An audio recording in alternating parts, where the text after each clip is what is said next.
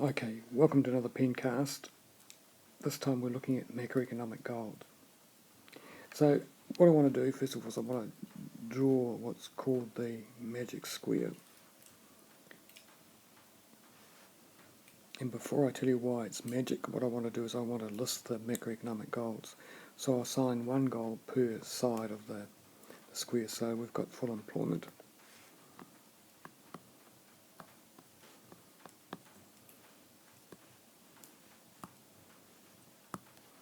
We've got price stability. That means low inflation. This one here means low unemployment. We've got economic growth.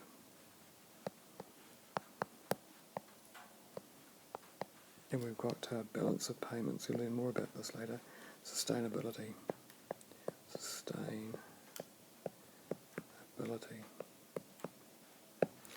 Perhaps I would just mention something about each of these. Economic growth, you want to keep at least between 2 to 3% per annum to keep up with your rate of population growth. This one here, it means that the unemployment rate, because the unemployment is sort of the inverse of employment, the unemployment rate is close to what's called the natural rate of unemployment, and that's usually about, 4 to 5%. We're not far off that at the moment. Balance of payments sustainability. We want to make sure that that the outflows are matched by the inflows. More on that later. And price stability. Well, you know that we want to keep inflation within a bandwidth between 1 and 3% per annum. All right. So what the government desires is to have all these goals being achieved at the same time, but it's impossible. Just when you think you're there, one of the goals heads in the opposite direction of what's desired. So for instance, you can have economic growth going up. It will certainly give you full employment. Maybe it'll put the balance of payments sustainability under a bit of pressure, but we'll just say that the balance of payments sustainability is heading in the right direction. Of course, what's going to happen? We'll get inflation. Inflation will be going the wrong way. So instead of this lid coming down and closing tightly, it's going to spring open again, isn't it? Because of a loss of price stability. So that's why we call it the magic square. All right, well, I've turned the page and I just want to talk a little bit more about unemployment. Unemployment's measured by Stat New Zealand, and they conduct what's called the Household Labour Force Survey. It's done on a quarterly basis. I forget how many households they survey, something like about 5,000 New Zealand households. And so what we're talking about is New Zealand's working age population.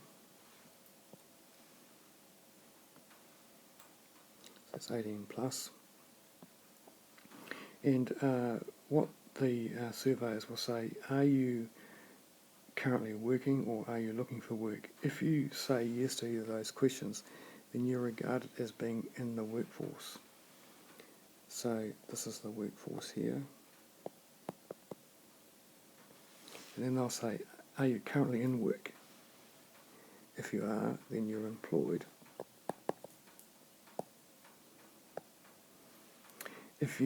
And then they'll ask, are you looking for work? And if you say yes, then you're unemployed. And this area down here represents not in workforce. Well, you're lucky enough to be a student and you don't have to work. You would be included in here. Or if you're a retired person, or if you're a stay-at-home parent, you would be in here. And we must admit there is a lot of movement between these sectors, so it's a dynamic thing. It's not rigid. Alright, well that means that we can undertake some measures, can't we? So if we put the workforce over the working age population,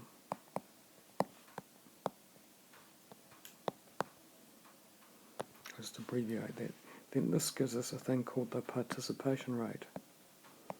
Participation rate.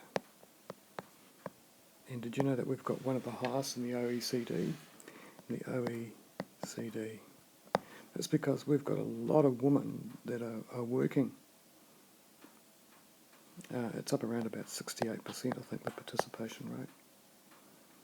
Alright, if you want to work out the unemployment rate, what you'll do is you'll take the unemployed, and you put that over the size of the workforce. Currently, I haven't looked at it for a while, but it's around about 6.5%, I think. Alright, notice that that 6.5% is a little bit bigger than the natural rate of unemployment, which for our economy is around about 4 to 5%. So why do you have a natural rate of unemployment? Well, we'll move on to the next page. Well, because you're going to have some people that are going to be between jobs, aren't you? So they'll be temporarily unemployed, and then you'll have industries going through structural change. So the first type of employment is called frictional unemployment. People looking for jobs between jobs. Then you have what's called structural unemployment.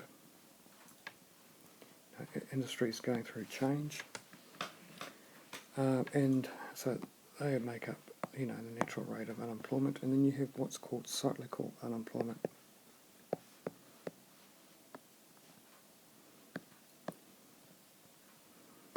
And this is related directly to the business cycle. So in recession, what's going to happen is that the cyclical unemployment component will go up. This goes up. Likewise, if you're in an expansionary phase, then this is going to come down. All right. Now, what I want to explore with you is the relationship between economic growth and inflation, and for you to have a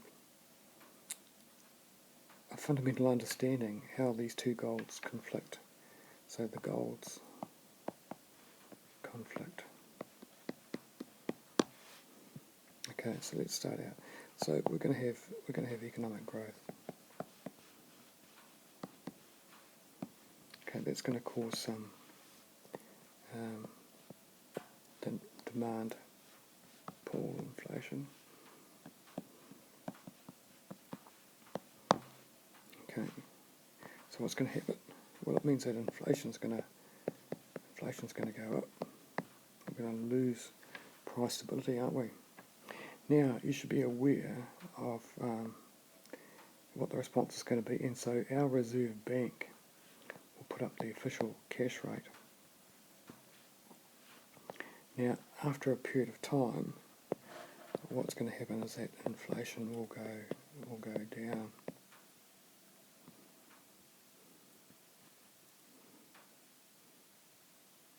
Some other things will happen as a result of the official cash rate going up too.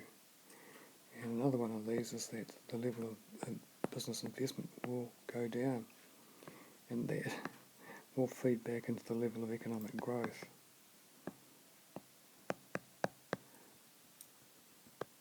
Which will go down. Alright, well look, I'm going to stop there. There's an exercise sheet for us to complete. So I'll catch you later.